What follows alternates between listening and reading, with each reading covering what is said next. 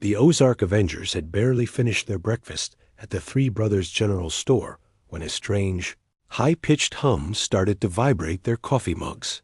This wasn't the usual sound of Zero Antarctica's saucer. A beam of shimmering blue light shot down and hit the dirt road right outside.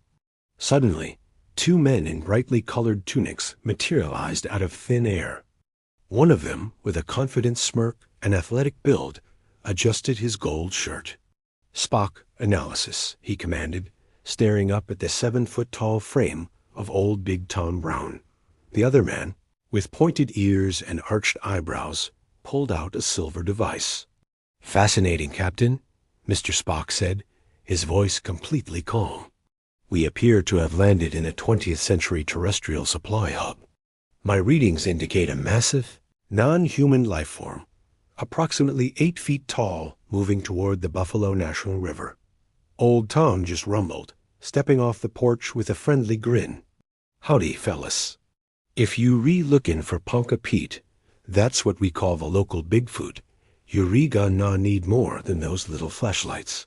Just then, the air filled with the upbeat tempo of a synthesizer. From behind the karaoke van, a whole troop of dancers emerged in a flurry of gold sequins and hairspray. They were the Solid Gold Dancers, and they immediately launched into a high-energy routine, their shimmering leotards reflecting the Arkansas sun. It was a full-on disco party in the middle of the Ozarks. "Abbott, the sparkly ladies are dancing with the Space Ears guy," Lou Costello shrieked, trying to join the dance line and immediately tripping over his own feet. Cousin Rosemary, the resilient matriarch of the group, didn't miss a beat. She grabbed her karaoke microphone and cranked the volume on her speakers.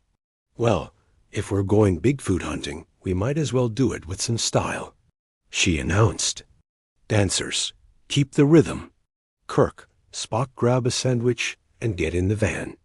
Now let's take a closer look at the wild cast of characters that make up the Ozark Avengers. First, there's old Tom Brown. He's a gentle giant, standing at 7 feet tall with a long white beard and a sun-weathered face. You'll always see him in his faded denim overalls and work boots, usually with his metal bedpan banjo slung over his shoulder and his tiny Siamese kitten, Sugar, perched on top. Sugar isn't just any cat, she's the sentinel, and a mysterious violet light often pulses from her eyes. Then we have Cousin Rosemary. At 75, she's the wiry, no-nonsense leader with her silver hair in a tight bun. Dressed in her classic red and black plaid flannel, she's the heart of the operation, always ready with a plan and a karaoke microphone. Joining them is the infamous Doc Holliday. He's a walking piece of the Old West, with his pale, sickly complexion, thin mustache, and sharp Victorian suit. He's the Victorian gambler of the group, quiet and observant, with a nickel-plated revolver always at his hip, ready for whatever comes their way. And we can't forget Miss Chrissy, the Ozark Witch. She's a young, ethereal figure with floor-length blonde hair. She combines a vintage lace bohemian dress with a rustic flannel shirt, perfectly blending her mystical side with her mountain roots.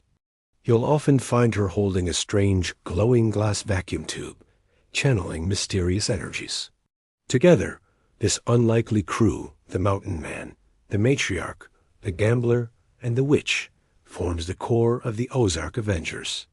Now, with the addition of 2 Starfleet officers and a troupe of disco dancers, their hunt for Bigfoot is about to get a whole lot weirder. The engine of the karaoke van rumbled to life.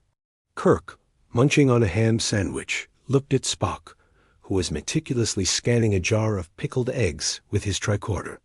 The Solid Gold Dancers were somehow managing to do a synchronized routine in the back of the moving van, their sequins catching the light.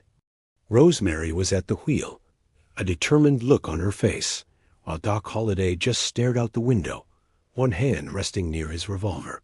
Old Tom hummed a tune on his banjo as Sugar's eyes pulsed softly. This wasn't just a Bigfoot hunt anymore. It was an intergalactic, time-traveling, disco-fueled adventure. What could possibly go wrong? Thanks for watching. We're just getting started on this crazy journey. So make sure to subscribe and hit that notification bell so you don't miss part 2 of the tale of the Buffalo River Bigfoot.